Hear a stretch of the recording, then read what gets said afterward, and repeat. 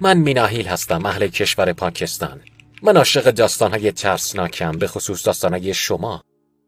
میخوام ماجرای ماورایی خودم رو تعریف کنم که البته کاملا واقعیه. وقتی تو کشور عمان میرفتم دانشگاه اتفاق افتاد. اون موقع خانواده‌ام تو پاکستان بودن و من و پدرم تو عمان زندگی میکردیم. خونمون انتهای یه خیابون قرار داشت و یه درخت بزرگ قدیمی هم جلوش بود.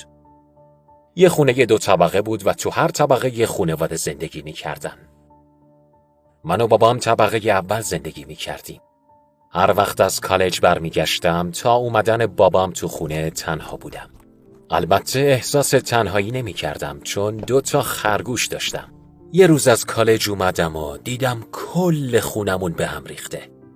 با اینکه خسته بودم ولی همه جا رو تمیز کردم. تا ساعت 9 نظافت خونه و بقیه کارامو تموم کردم. از قبل خسته بودم و دیگه خسته ترم شدم. واسه همین رفتم تو اتاقم استراحت کنم تا بابام برگرده خونه. دست راستم و گذاشتم رو چشمام و سعی کردم بخوابم.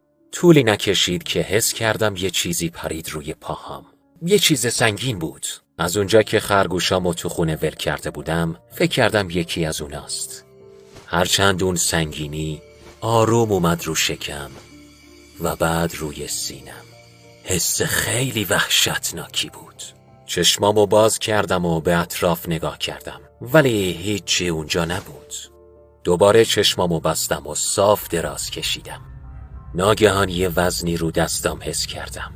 انگار یکی پاهاشو گذاشته بود روشون و بعد فشار زیادی رو گردنم اومد. انگار داشتم خفه می شدم. نمیتونستم کسی رو ببینم ولی انگار یه موجودی داشت بهم حمله می کرد. درد شدیدی داشتم. نمیتونستم تکون بخورم و نه چیزی بگم و اشکامم سرازیر شده بود.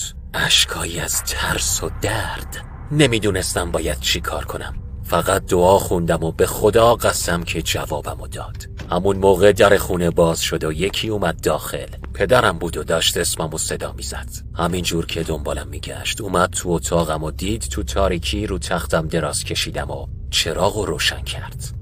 گویا وقتی منو دید حسابی به وحشت افتاده بود. دید چشمام تا ته باز شدن و قرمزن و با اینکه کولر روشن بود بدنم خیس عرق شده. تنم داشت میلرزید. تا چراغو روشن کرد سنگینی روی بدنم رفت و راحت شدم.